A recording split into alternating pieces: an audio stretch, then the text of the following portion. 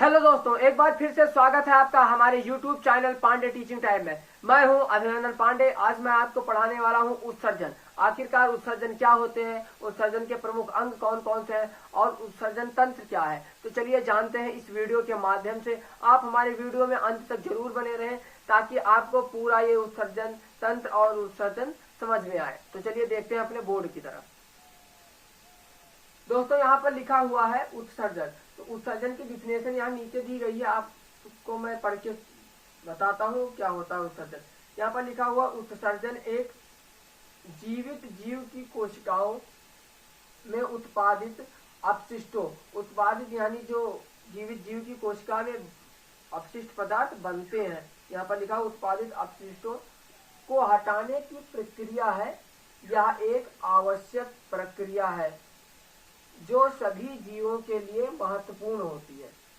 दोस्तों, जो उत्सर्जन है वो सभी जीवों के लिए महत्वपूर्ण होता है, क्योंकि अगर उत्सर्जन हमारे शरीर में या सभी जीवों के शरीर में नहीं होगा तो वो जीव जीवित नहीं रह पाएगा। तो चलिए जानते हैं उत्सर्जन के कुछ प्रमुख अंग और उत्सर्जन के कुछ प्रमुख घटक।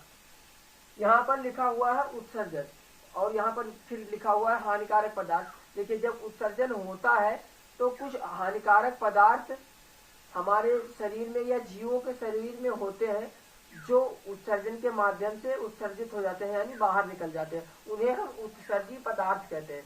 जैसे कुछ उत्सर्जी पदार्थ यहाँ पर दिए हुए हैं, मल, यूरिया, अमोनिया या अमोनिक अम्ल, ये सब उत्सर्जी पदार्थ हैं। अब उत्सर्जी पदार्थ जब निकलते हैं और फिर उत्सर्जी पदार्थ कैसे निकलते हैं, ये भी एक आपका क्वेश्चन होगा। तो उत्सर्जी पदार्थ कैसे निकलते हैं, तो हम उत्सर्जन तंत्र भी आपको बता रहे हैं, उसके माध्यम से उत्सर्जी पदार्थ निकलते हैं।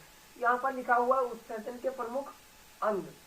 देखिए, उत्सर्जन के प्रमुख दो अंग हैं। नंबर 1 किडनी यानी वृक्क और नंबर 2 लंग्स यानी फेफड़े। अब देखिए, यहाँ पर एक डायग्राम दिया गया है, ये मानव उत्सर्जन तंत्र का डायग्राम है। अब मैं इसे समझाता हूँ, आप समझिए सही से।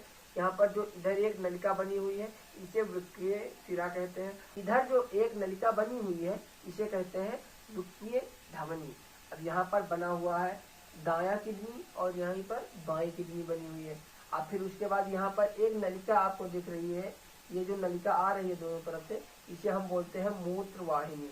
फिर उसके बाद यहाँ पर एक संरचना आपको दिख रही है, इसे हम बोलते हैं मूत्राशय। और फिर यहाँ पर आप देख सकते हैं ये है मूत्र मार्ग। तो यहीं से किडनी से आपका जो अपशिष्ट पदार्थ है वो इस नलिका के माध्यम से आता है, यानी इस नलिका यानी से जो मूत्रवाहिनी है इसी के माध्यम से आता है और मूत्राशय से होते हुए मूत्र मार्ग से बाहर निकल जाता है। तो ये था उत्सर्जन तंत्र। अगर आपको वीडियो पसंद आई हो तो वीडियो को लाइक कीजिए, चैनल को सब्सक्राइब कीजिए और बेल आइकन को प्रेस करना ना भूलें।